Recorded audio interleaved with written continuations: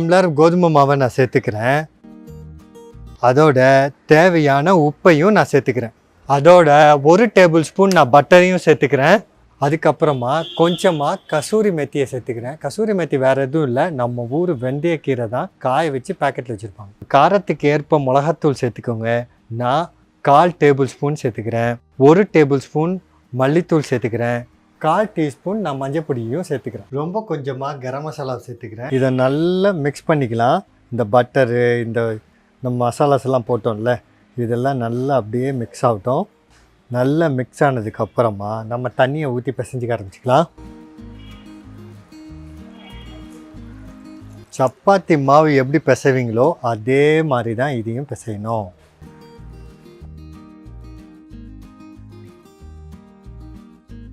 இந்த மாதிரி சப்பாத்தி மாவு மாதிரி பிசைஞ்சு பாருங்கள் எவ்வளோ சாஃப்டாக இருக்குது. ஓகே, இது நல்லா 20 நிமிஷம் நல்லா ஊறணும். அப்போ தான் உள்ளே இருக்க க்ளூட்டன் ஆக்டிவேட் ஆகும். அப்போ தான் ரொம்பவே நல்லாவும் இருக்கும். ஸோ அடுத்து இந்த கேப்பில் நம்ம என்ன பண்ணிக்கலாம், நம்ம கிரேவி ரெடி பண்ணிக்கலாம். ரொம்ப ஃபாஸ்ட்டாக ரெடி பண்ணிக்கலாம். அதுக்கு என்ன பண்ண போகிறேன், முதல்ல நான் இது வந்து ஒரு மீடியம் சைஸ் வெங்காயம், ஒரு 3 வெங்காயத்தை சும்மா ஒரு ரஃப்பாக ஸ்டாப் பண்ணிக்கலாம். ஒரு 45 முந்திரி பருப்பை நான் சேர்த்துக்கிறேன். கண்டிப்பாக ஒரு 5 நிமிஷம் நல்லா கொதிக்கணும். அப்போ தான் ரிசல்ட் நல்லாவே இருக்கும். இந்த 5 நிமிஷம் கேப்பில் நம்ம என்ன பண்ணலான்னா, ஒரு வெங்காயத்தையும் ஒரு 3 தக்காளியும் நான் என்ன பண்ணுறேன், பொடியாக நறுக்கிக்கிறேன்.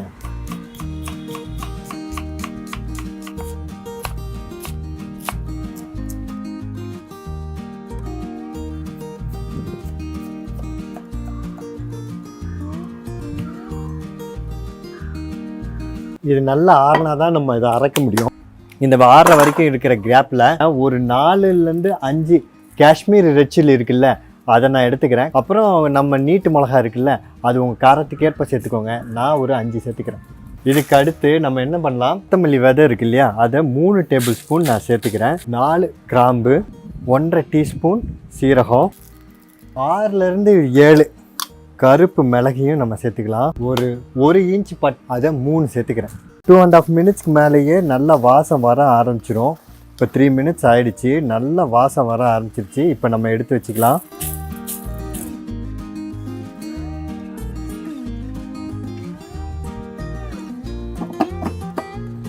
உங்களுக்கே நல்லா தெரியும் எவ்வளோ சூப்பராக, எவ்வளோ ஃபைன் பேஸ்ட்டாக, நல்ல ஒரு பிரைட் ரெட் கலரில் அந்த காஷ்மீர் ரெட் சில்லி போட்டோம்ல, அதனால இது நல்லா பியூட்டிஃபுல்லாக வந்திருக்கு. எங்கள் வீட்டில் காஷ்மீரி ரெட் சில்லிலாம் இல்லைங்க.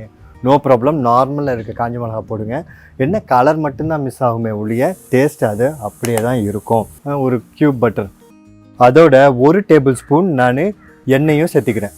ஸோ எண்ணெய் நல்லா காஞ்சிருச்சு. இப்போ நம்ம வெட்டி வச்சுருந்த வெங்காயத்தை சேர்த்துக்கலாம். இதுக்கு தேவையான உப்பை சேர்த்துக்கலாம். இந்த மாதிரி நல்ல பொன்னிறமாக வந்ததுக்கு அப்புறமா நம்ம வெட்டி வச்சிருந்த தக்காளியை சேர்த்துக்கலாம். தக்காளி வதங்கிறதுக்கு கொஞ்சோண்டு தண்ணி ஊற்றி நம்ம கொஞ்ச நேரம் வேக விட்டுக்கலாம். இந்நேரம் தக்காளி நல்லா குக்காக இருக்கும். ஓப்பன் பண்ணி பார்த்துடலாம். பாருங்கள் எவ்வளோ நல்லா மசிஞ்சு சூப்பராக குக் ஆகிடுச்சு. இப்போ நம்ம அரைச்சி வச்சுருந்த இந்த பேஸ்ட்டை நம்ம சேர்த்துக்கலாம்.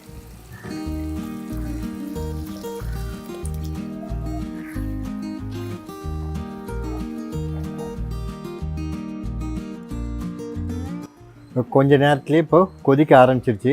ஸோ இது நல்லா கொதிக்க ஆரம்பிச்சிருச்சு. இப்போ நம்ம என்ன பண்ணலாம், நான் பன்னீரை வெட்டி வச்சுருக்கேன், அதையும் குடமிளகாவையும் நான் சேர்த்துக்கிறேன். ஃபினிஷிங் டைத்தில் 1 க்யூப் பட்டரையும் போட்டு இதை ஃபினிஷ் பண்ணால் இதோட டேஸ்ட்டு வேறு லெவலில் இது இருக்கும். 20 நிமிஷத்துக்கு அப்புறமா இதை எடுத்து நல்லா தேய்ச்சி சின்ன சின்ன பீசஸாக நம்ம கட் பண்ணிக்கலாம்.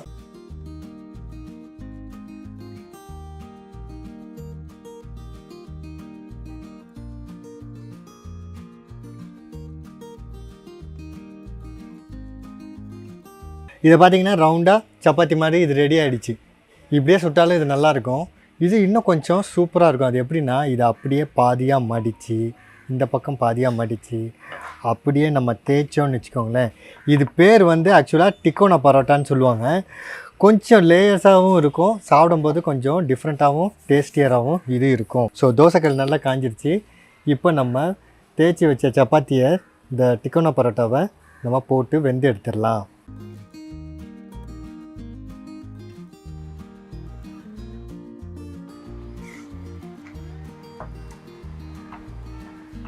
Fantastic Tikona parotta ready.